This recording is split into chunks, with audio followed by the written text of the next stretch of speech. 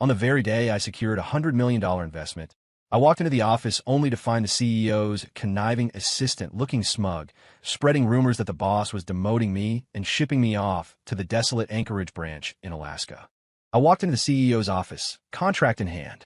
While I massaged my wife's shoulders, I joked, "You'll never guess what I heard. There's a rumor floating around that you're transferring me to the Alaska branch. They still don't know we've been secretly married for 7 years and are about to go public." My wife, Harper Lane, didn't look surprised. She brushed my hand away and gave a gentle, patronizing smile. "It's not a rumor. Chase messed up a project, and the board is pressuring him to take the transfer to Alaska. But how could he survive in a frozen wasteland like that? He doesn't have the resilience or the margin for error that you do. If he goes there, his career is dead. He's my college junior, Ethan. I can't watch him ruin his life." She continued, "When you get back, I promise we'll announce our marriage. I'll even give you a child so we can start that family you've always wanted." I let out a mocking laugh, turned on my heel, and walked out. I immediately dialed her biggest rival. "Do you still need a vice president? I'm coming with a $100 million investment. I have only one condition. Don't exile me to Alaska." The voice on the other end paused for a second before letting out a low sigh. "Are you kidding me? I put you on a pedestal. Why would I ever let you get battered by the wind and snow?" Accustomed to her smooth talking, I asked seriously, "When can I start?" "Anytime. Who in their right mind would send you to Alaska?"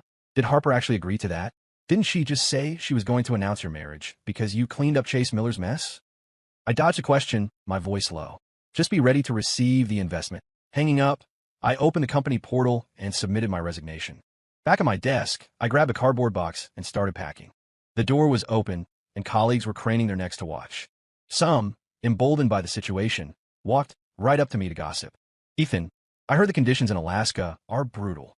The last guy who came back looked like a walking skeleton, his skin chapped raw. You've been with Harper for 7 years. Can't you beg for mercy? It's what happens when someone offends Chase. People need to open their eyes. Chase is Harper's favorite. Let this be a warning not to end up like someone here." Harper made no effort to hide her favoritism toward Chase Miller, which was why so many people felt comfortable bullying me on his behalf. I was about to explain that I was packing because I quit, but Chase strutted out of the CEO's office, looking triumphant. He puffed out his chest, intentionally showing off a brand new vice president badge. "Ethan, bro, you don't need to pack up. I don't mind. When you get back, I'll definitely return this office to its rightful owner." The crowd's gaze shifted to him, instantly becoming fawning and eager. No wonder Harper demoted Ethan to Alaska. It was to save the VP spot for Chase. I ship it. This is true love. The Charper couple is real. Previously, Harper had claimed office romances were unprofessional. For 7 years of our hidden marriage, she never allowed anyone to gossip about her. Once, simply because I brought her hot tea and painkillers for cramps, someone teased us. She flew into a rage, cut everyone's monthly bonus in half, and I ended up socially isolated. Now, she was letting rumors about her and Chase fly, claiming that shipping couples improved morale among the younger staff. I had to be out of my mind to have let myself become such a clown. Chase coughed lightly. "Don't talk nonsense. Harper only gave me the VP title to calm my nerves. Unlike Ethan here, he grinded for 6 years to make VP. That's the real deal." The next second, he deliberately unpinned the badge and held it out to me. "Ethan, I've always felt like an imposter. You're the one who deserves to be VP." I knew he was posturing, just looking for a chance to humiliate me. I wouldn't give him the satisfaction. I reached out. "In that case, I accept." He froze, gripping the corner of the badge tightly. I tugged twice, but he wouldn't let go. Locked in a stalemate, his ears twitched at the sound of approaching high heels. He instantly let go. Without hesitation, he grabbed a cup of water from the desk and splashed it over his own head, then threw himself onto the floor, looking up at me with tear-filled eyes. "Ethan, I'm sorry. I was giving the position back to you. Why did you splash me?" It was a pathetic acting job, yet Harper fell for it every single time. She didn't even ask what happened.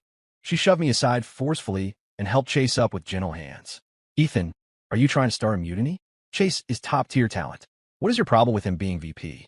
You actually dare to bully him in front of everyone? Do you want people to think our company is some unprofessional sweatshop? Apologize to him right now." My lower back slammed into the corner of the desk, the sharp pain draining the color from my face. Top-tier talent, right? A year ago, Harper went back to her alma mater for a speech. Chase, shameless as ever, added her on social media, claiming he had audited a few classes while working as a delivery driver and considered himself her junior. Harper thought he was ambitious, claiming his background was just bad luck and we shouldn't discriminate based on degrees. She seemed to forget that I was a kid from the projects who changed my fate through education before meeting her in college. Before I could defend myself, the crowd started chiming in, testifying that I was targeting Chase. Chase sniffled, playing the martyr. Harper, I know Ethan is just lashing out because he doesn't want to go to Alaska. As long as he's willing to go and expand the business, I can take whatever abuse. Harper sighed deeply. You're just too soft-hearted. Ethan is just jealous of your youth and promise. She turned to me, looking down her nose. Ethan, if you apologize properly to Chase, I might let you come back in a year. Otherwise, you can rot in the snow in Alaska for the rest of your life. She forgot how she used to look at me with admiration when I taught her management. She forgot that I gave up my own promotion, handing the CEO position to her, while she tearfully promised to treat me well. She always said we needed to encourage new blood, taking my achievements and giving them to Chase, claiming it was to build his loyalty. I used to lie to myself, thinking she was just career-driven. Now, I saw her bias clearly. I gave a cold, indifferent smile and ripped off my own ID badge. You're right, Harper. I'm a bully with no class. I don't deserve to stay here. Whoever loves eating snow in Alaska can go ahead. I picked up my box and walked toward the exit. Behind me, Harper snapped out of it and shouted, Stop. I need to check what confidential materials you're taking. I was about to explain, but she smirked, grabbed the entire stack of documents from my box, and shoved them into the shredder. Don't act tough in front of me. Everything here belongs to the company. You have no right to take it. If you're leaving, leave clean. She was trying to force me into submission. But she forgot I was never truly her subordinate. Since she played it this way, I wasn't going to tell her that what she just shredded was the investment contract that could save the company from ruin. Chase had messed up the units in a previous contract, costing the company millions. Even though I managed to negotiate the penalty down by half, our cash flow was in crisis. I had worn myself out securing this new investment to bring the company back from the dead. Harper didn't realize she had just destroyed the company's last lifeline and her own future. After leaving the building, I called the investor, humble and apologetic. I'm so sorry, Mr. Sterling. There was an error with the corporate seal, so the contract is void. When would you have time for us to re-sign? Mr. Sterling was an industry titan, usually elusive. If I hadn't saved his life when he had a heart attack once, we likely never would have crossed paths. The old man sounded confused. Ethan, my boy, aren't you going to Alaska? I saw your company's announcement. It says all your clients are being transferred to a young man named Chase. I froze, realizing instantly that Harper had made her move. I steadied my voice and laughed. Must be a glitch in the internal announcements. I'm staying right here to serve you. If I were going on a tour of Alaska, I'd definitely let you know in advance.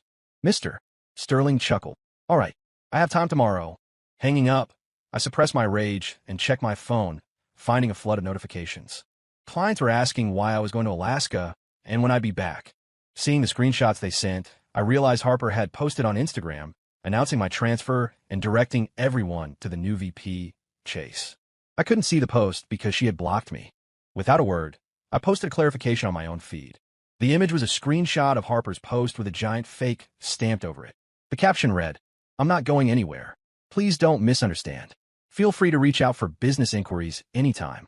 I was replying to clients one by one, my fingers trembling from exhaustion, when Harper called. Her tone was frantic. Ethan, delete that post immediately. Do you know how many people are calling Chase a fraud and deleting him? He's crying his eyes out. You're leaving anyway. What's the point of holding on to business here? It wasn't easy for him to get where he is from a poor background. If you had any humanity, you wouldn't treat him like this. Delete it now, or I really will fire you. Hearing her pity for Chase, I found it laughable. Chase has a heart. Do you think I've had it easy? Who doesn't struggle in this world? I entertain clients day and night. I cook and clean for you. I handle the household, and I deal with family drama. And now you want me to hand everything to Chase on a silver platter? You're delusional. Harper choked on her words, unable to refute me, so she switched to her cold, corporate voice. If you don't even have the ability to comply with company restructuring, then we don't need an employee with zero team spirit like you. Pulling rank on me again. This time I just said, oh, be my guest. Fire me right now. I hung up, found the nearest print shop to print out divorce papers, and went home. But before I even opened the door, the choking scent of chili peppers hit me. I didn't hesitate and pushed the door open. At a glance, I saw Chase in the kitchen, untying Harper's apron and tickling her waist. Harper was waving a spatula, laughing uncontrollably. Hearing the noise, they both looked over. Harper instantly pushed Chase away and walked up to me. For the first time ever, she took my briefcase and helped me off with my suit jacket, acting the part of the virtuous wife. "Why are you back so late?" I sidestepped her, my tone dripping with mild sarcasm. "Looks like I came at a bad time." Chase laughed. "No, Ethan, you came at the perfect time. I was just helping Harper out in the kitchen. Don't misunderstand. In the entire company, only Chase knew Harper and I were married. Harper was never stingy about sharing her secrets with him, but this was the first time I learned Harper could cook. For 7 years, I was the one in the kitchen. She knew the smell of oil and smoke made me nauseous ever since I got a perforated ulcer from excessive drinking at business dinners. Yet, she would pout and say she only loved the food I cooked, making me willingly prepare 3 meals a day. I never knew she could cook, let alone this well. Chase, fully aware of my severe stomach condition, asked deliberately, "Ethan, I brought these peppers from my hometown. They're incredibly spicy and satisfying. Why aren't you sitting down to eat? Do you look down on my food?" I didn't sit. I just looked at Harper. I don't visit a temple without a cause. Just say what you want. Harper smiled gently, placing a train ticket in my hand. "The Instagram thing. That was my fault for not getting your consent. I shouldn't have made you give your clients to Chase. He said he wants to rely on his own hard work anyway. Tonight is your farewell dinner. I bought you a ticket for tomorrow night. When you come back, we'll announce our marriage in style." Before I could speak, Chase raised his glass to toast me. "Ethan, thanks for lending me your room. I'll take good care of the things in the house." Harper quickly tried to smooth it over, looking nervous. "Chase's lease on his apartment is up. Your room is going to be empty anyway, so it doesn't hurt to let him stay." Because I often had to work late typing on my keyboard, Harper complained about the noise and kicked me out to the guest room. Over time, the guest room became my room. I had been to Chase's apartment. It was a decent 2-bedroom place. Back when Harper and I lived in a basement with no windows, a room so small we couldn't straighten our legs. We stuck it out. Truly, love makes you feel constantly indebted. To let him move in, she didn't want me to stay a second longer. The train ticket was for a 43-hour ride in a hard seat. She really didn't care if I lived or died. I tore the ticket into shreds and glared at her. "Harper, do you not understand English? I quit. I'm not going to Alaska." Chase pretended not to hear and turned into the bedroom, wheeling out a half-height suitcase. "Ethan, I packed your luggage for you. If you need anything over there, just tell me, and I'll send it." Harper's expression softened. She stood up and shook my arm, pouting. "Honey, how could I really let you suffer? Just stay in Alaska for 2 days, and I'll find an excuse to call you back." She was always like this, slap you once, then rub it 3 times. In the past, I chose to compromise for love. Now I just felt exhausted. I took the suitcase and unzipped it. A shredded down jacket was revealed, feathers drifting onto the floor. Just as I expected, I laughed coldly. "Chase, this is how you pack for me." Harper looked surprised, but still defended him. "He didn't mean to. The kid has a good heart trying to help. That's enough. Just teach him slowly. Why are you yelling?" I found it hilarious. Chase was 29, only a year younger than me. This was a kid? Chase looked like he was about to cry, bowing to me immediately. "I'm sorry, Ethan. I did too much farm work growing up. My hands are rough. I ruined your clothes. How much was it? I'll pay you back, okay?" Despite his words, he deliberately kicked over the trash can. Bang! A loud crash. I frowned deeply, about to explode, but my gaze froze on the contents spilling out of the bin. Inside were the matching slippers I bought for Harper, my water cup, and a thick photo album. And an old digital camera, all of it maliciously destroyed, cut in half or smashed to pieces. Chase's eyes held a gleam of triumph, but he acted meek. "Ethan, I broke those by accident. Harper said they were things to be thrown away anyway. Chase is just helping you declutter. You should thank him." I looked at Harper. She nodded in agreement. "It's just some cheap junk. I told you to throw it away ages ago. Chase is helping you move on."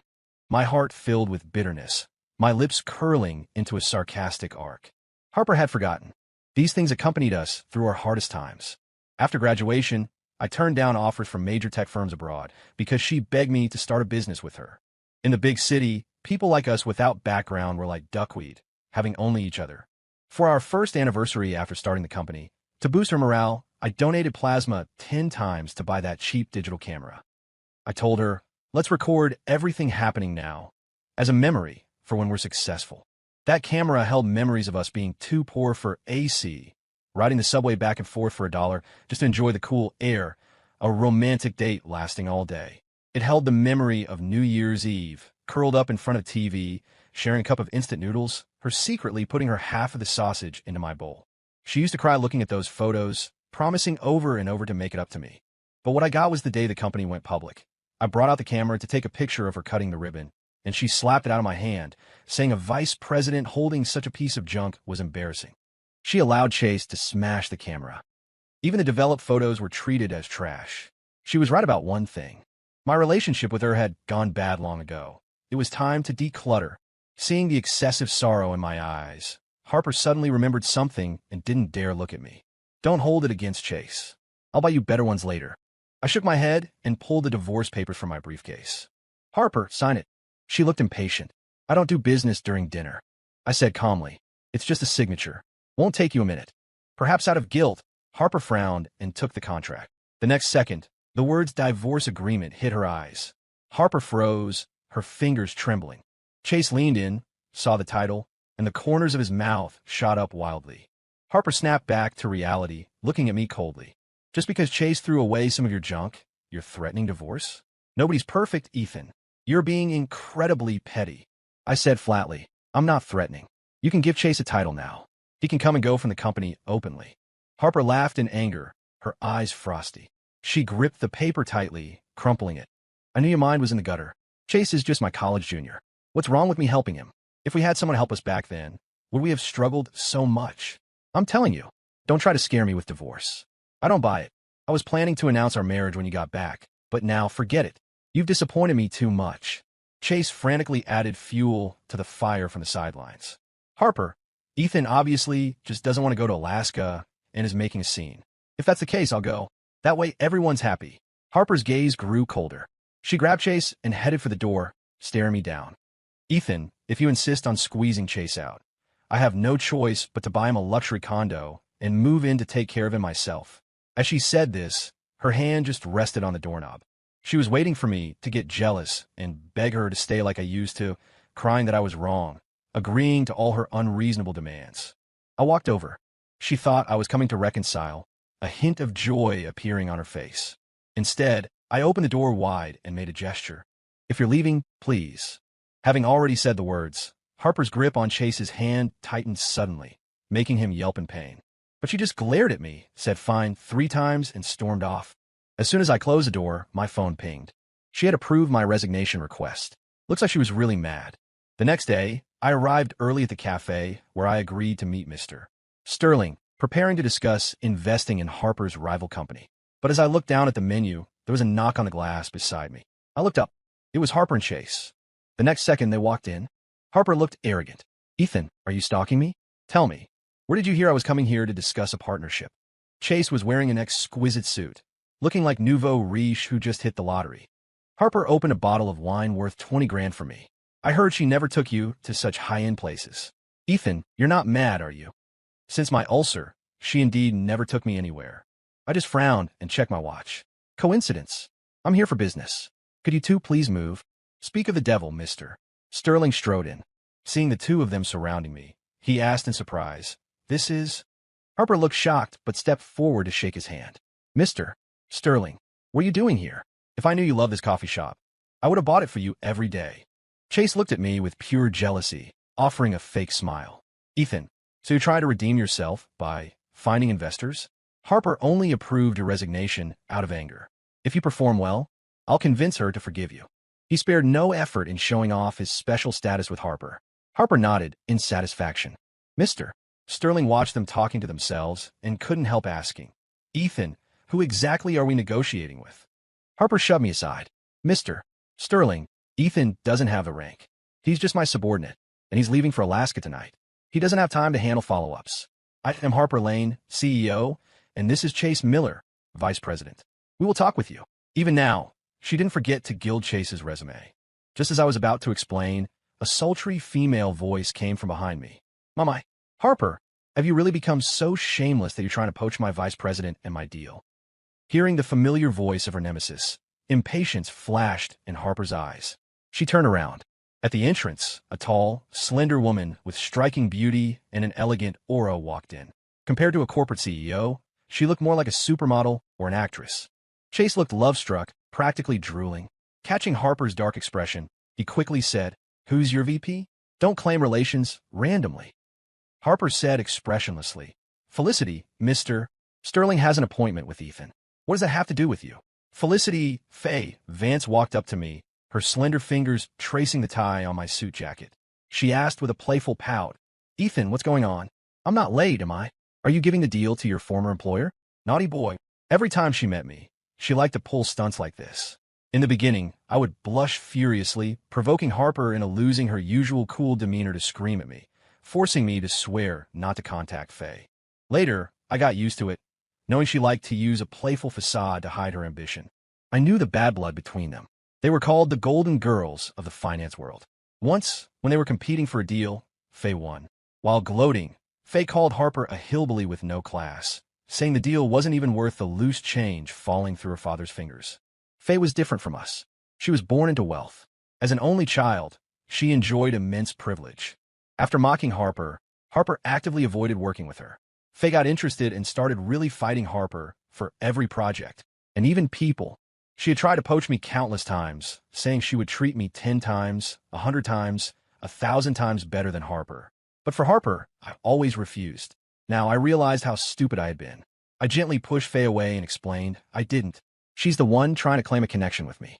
Faye nodded with satisfaction, looked at Chase, standing next to Harper, and put on a mocking expression. Mocking Harper used to feel mean, but at least she had decent taste back then. She had Ethan, a great subordinate. I never expected her to lose even that ability to judge character. Her taste is truly low class, liking a guy like that. Chase, who had been looking at Faye with infatuation, instantly changed his face upon hearing the insult.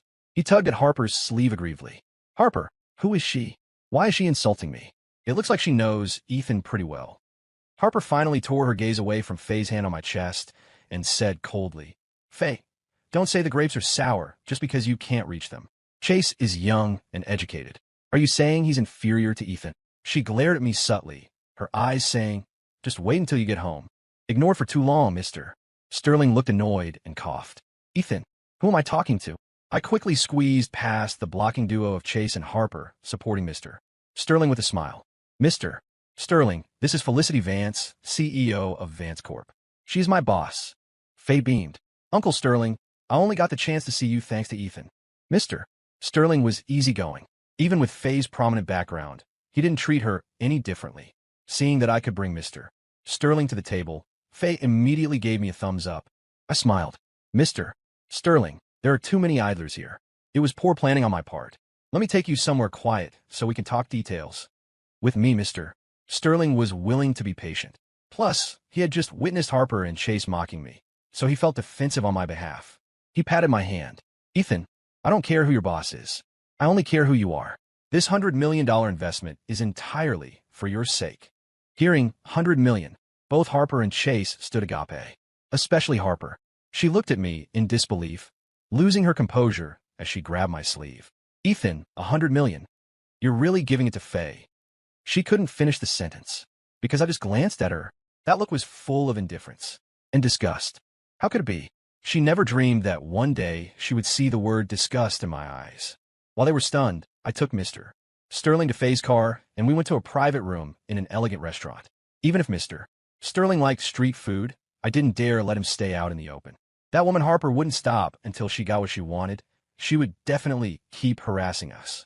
During the negotiation, Faye and I were in perfect sync. We charmed Mr.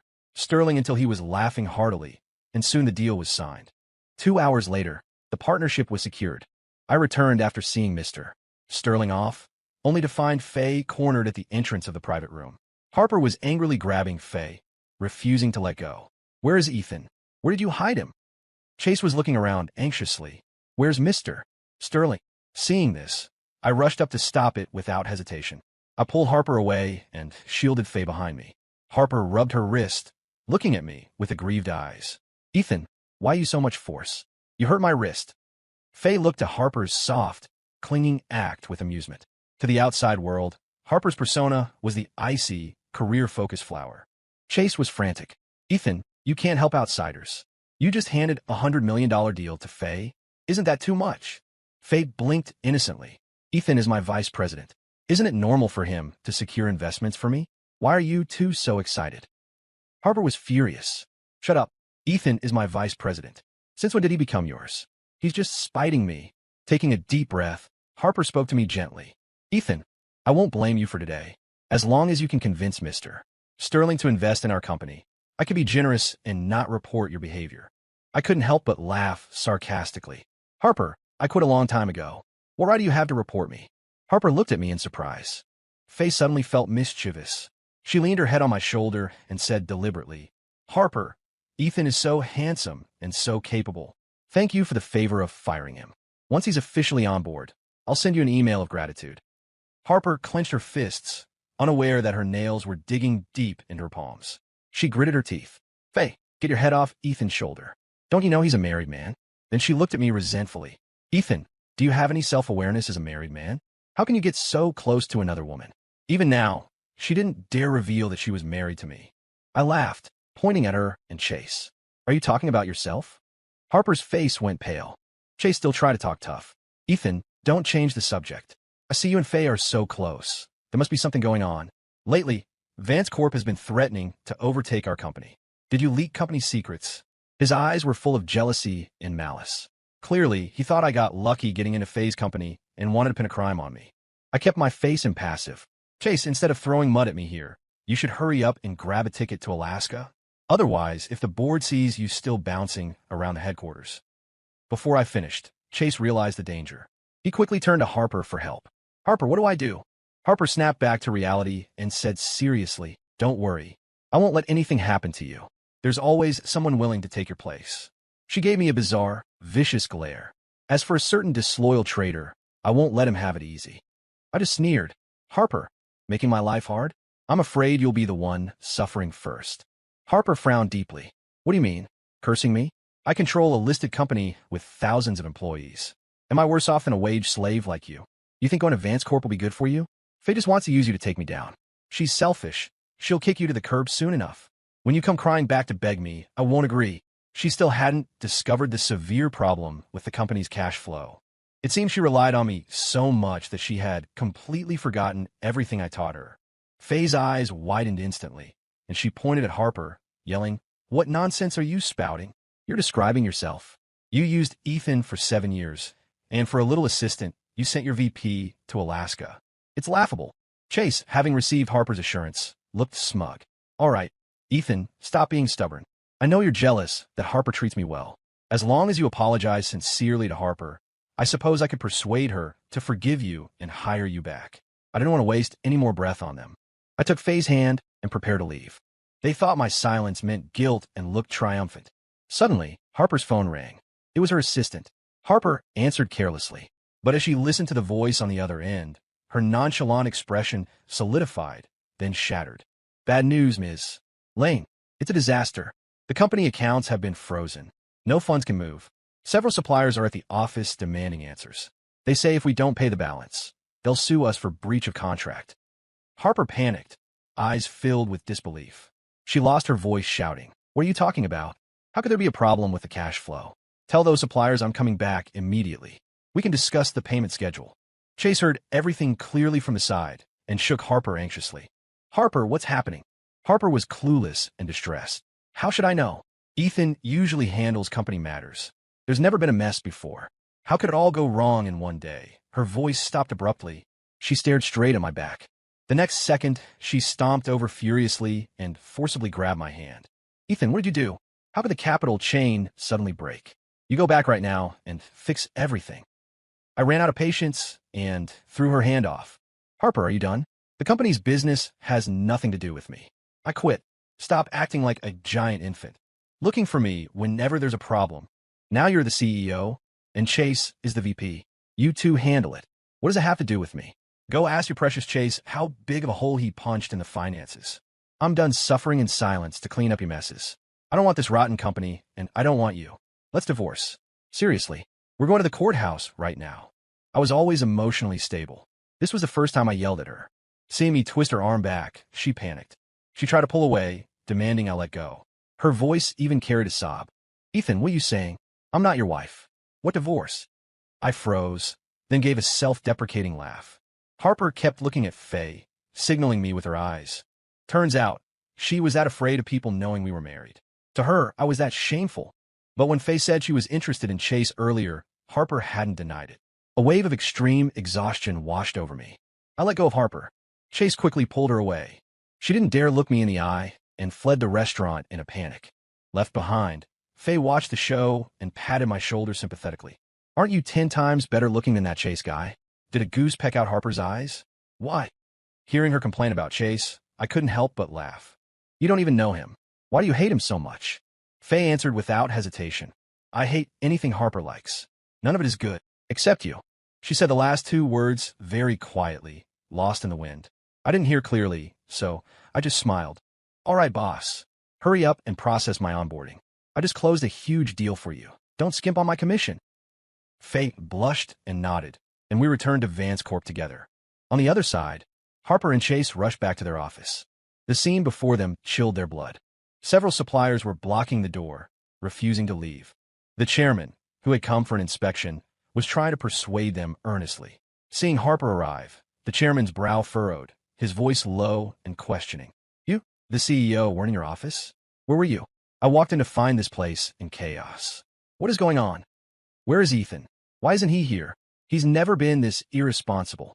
When he saw Chase beside Harper, his eyes widened in shock, his finger trembling as he pointed. Why are you still here? Didn't I tell you to go to Alaska? Chase retreated behind Harper. Harper couldn't come up with a reason, so she braced herself. Chairman, this is all Ethan's fault. He quit. Quit. The chairman turned pale. Chase seized the opportunity to throw dirt on me. Yes, Chairman. He colluded with the CEO of Vance Corp and has already jumped ship to them. He probably stole a lot of company secrets, causing this crisis. You must blacklist him from the industry. Better yet, get lawyers to sue him and make him pay for the losses. Harper scolded him in a low voice for some reason. Don't fearmonger. It's not that serious. But unexpectedly, the chairman's face grew darker. He pulled out his phone and called his assistant. Notify the shareholders to withdraw all capital. Harper, that useless idiot, actually drove Ethan away. Without Ethan, this company can't run. Tell everyone to cut their losses. Hanging up, the chairman started walking out without a word, clearly wanting to wash his hands of the mess. Harper looked terrified. She knew better than anyone that if the shareholders lost trust, the company would collapse. She rushed to block the chairman. Chairman Zhang, why so pessimistic? It's a huge company. Can't it make money without Ethan? I'm a CEO you appointed, and there's so much talent here.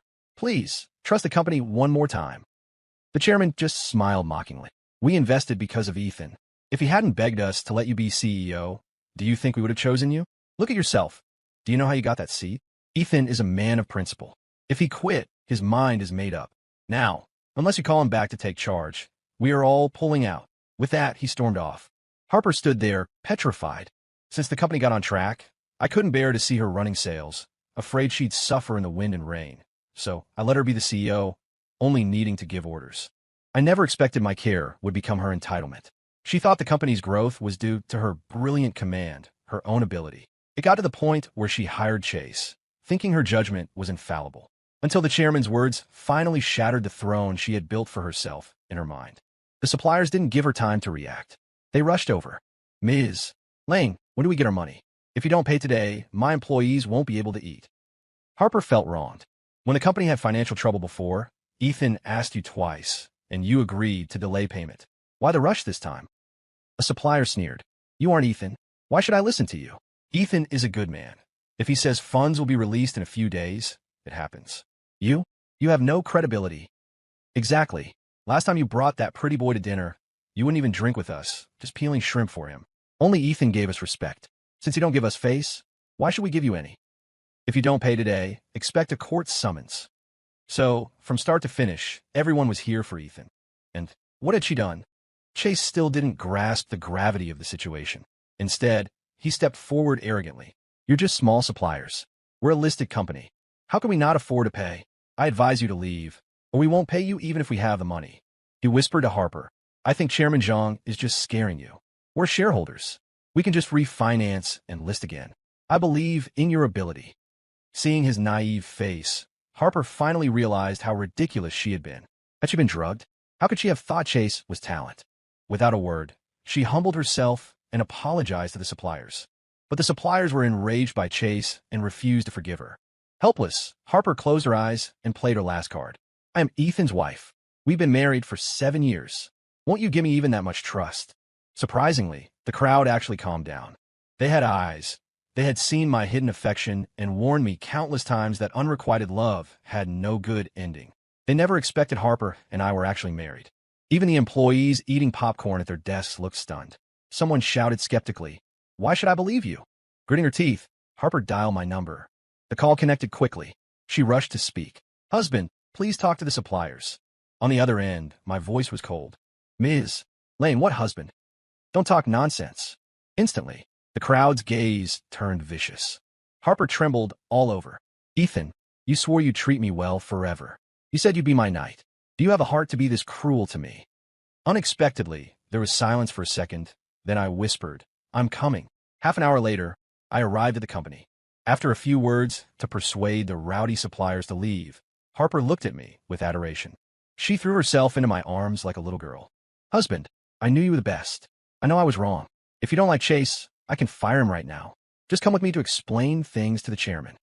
Chase looked at me with jealousy, practically grinding his teeth. He walked up to Harper, about to pull her sleeve, but Harper dodged him like he was the plague. "Chase Miller, I protected you before because you were my junior. I didn't expect you to break my husband's heart. In that case, I can't keep you. Go process your resignation immediately." Her attempt to wash her hands of him broke Chase. "Harper, what did you say before? You said Ethan was old and ugly, that you liked me, that you only thought he was a useful tool." Slap. Harper slapped him hard across the face, eyes cold. "Who allowed you to talk about Ethan like that? Spouting nonsense. Get out now." Seeing Harper flip-flop faster than turning a page, all the employees looked terrified. Remembering how they had helped Chase ostracize me, they lowered their heads, afraid to look at me. I spoke calmly. "Harper, you don't need to pledge loyalty to me. I can't help you this one time, on one condition." Harper looked at me intently. I said seriously, "That promise about being your knight forever? I'm taking it back. From now on, we're done. Permanently." With that, I turned and walked away. No matter how she screamed and begged behind me, I never looked back. 3 months later, my divorce from Harper was finalized. Because of her infidelity during the marriage, she left with nothing. By then, Harper's company had gone bankrupt. Her own business skills were lacking, so she ended up taking menial jobs, never returning to her life of luxury. Without Harper's financial support, Chase, having developed a habit of spending money like water, fell into gambling addiction and was eventually beaten to death by loan sharks. Meanwhile, I shined at Vance Corp, quickly taking the company to new heights. I helped Faye win the battle against her father's illegitimate children, securing a massive inheritance. Without a second thought, she transferred $1 billion to me.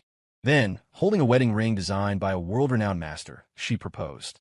For a time, we became the talk of the town. Everyone laughed at Harper for her stupidity, forcing out her own husband, only to be outshined by her nemesis, making herself look like a total clown. On our wedding day, as Faye and I exchanged rings, I saw a janitor offstage who looked remarkably like Harper cover her face and run away. But that had nothing to do with me anymore. My future was endlessly bright. Story complete.